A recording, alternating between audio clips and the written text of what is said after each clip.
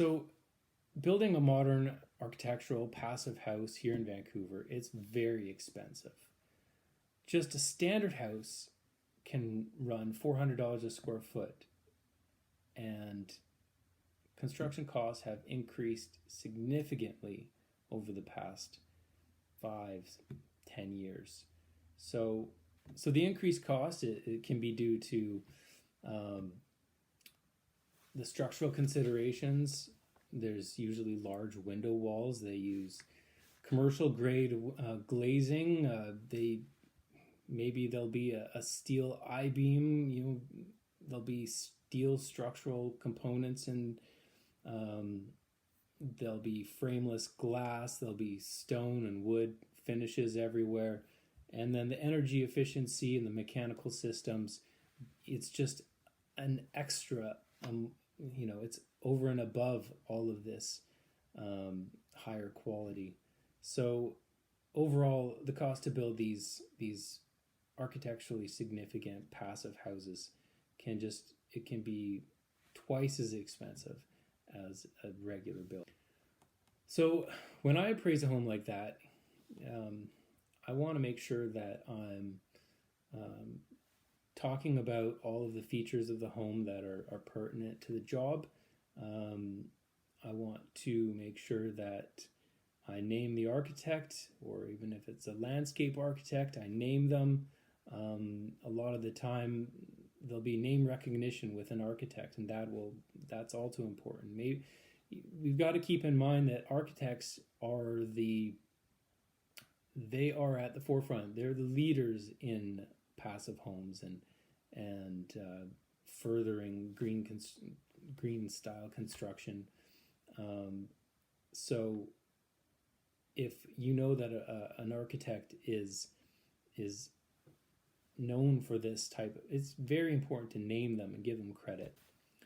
So when we fill out the direct comparison approach and we do the grid, most people will add a few lines at the bottom.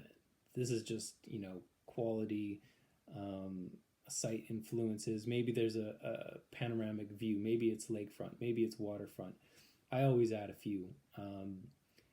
And when you're appraising a passive house or an architecturally significant passive house, you want to make sure that you add another line, or at least this is what I do. I add another line. I add quality, amenity, and if there's another comp that I'm using that doesn't have the same quality, whether it's the passive house quality or if it's another type of quality that you can make an argument for, you want to make an adjustment for that. Now, these are subjective adjustments, and everyone understands that. So it's it's the direction of the adjustment is the most important thing. The magnitude of the adjustment is subjective. If you want to have a ballpark, I use anywhere between a couple of percent to 10, maybe 15% at the most. I would never make an adjustment for one line item and have it exceed 20%. That just means that comparable is probably not the best comparable to use. So when I'm looking for comps for an architecturally significant passive house, or just a passive house, or anything that looks like they've spent a lot of extra money in making this, a green type house. Thankfully, here in Vancouver, we actually do have a fair number of homes which were built in the last 10 years, and I can use them as comparables. So more recently, it hasn't been an issue finding suitable comps. But you want to stay within the same neighborhood if possible. Location is still, of paramount importance. I would never go to a different municipality. I would never use a West Vancouver sale for a Vancouver sale, subject property. I would never use waterfront for non-waterfront. If you're appraising a home in Point Grey, then you want to stay in Point Grey or surrounding neighborhoods like Kitsilano or Dunbar. So, if you're doing a waterfront, you stay with waterfront, and then you can adjust for the architectural significance, the passive house quality, but you want to keep in mind that the magnitude of the additional expense that was invested into the build, and you obviously wouldn't want your adjustment to exceed that. A lot of the time, it's wise to use a factor of that amount that they would have spent in addition to just a typical construction.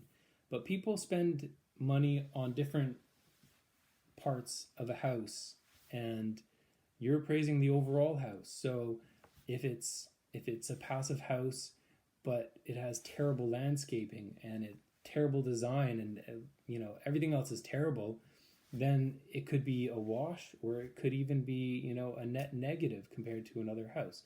The whole house has to be superior or inferior, and that's your argument. Your argument is as to qualify a comparable, and it's a suitable comp, and then make an argument for why you think it's inferior or superior, and that can include the passive house or the architectural significance, but you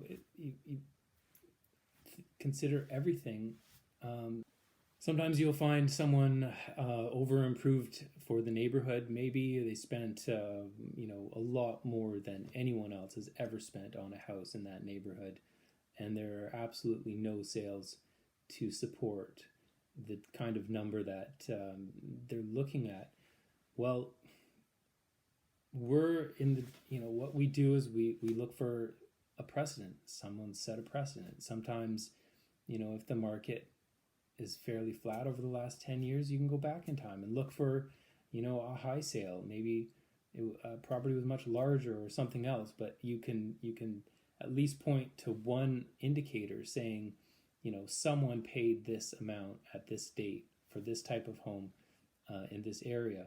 You don't want to be way higher than the highest sale ever. You're setting yourself up for just, when it sells in the future, you could potentially be really far off. So overall, if you've used, I always use at least 6 comparables, and the bank needs to see a couple of recent transactions, and you meet the criteria, and then you add a few extras to bolster your argument.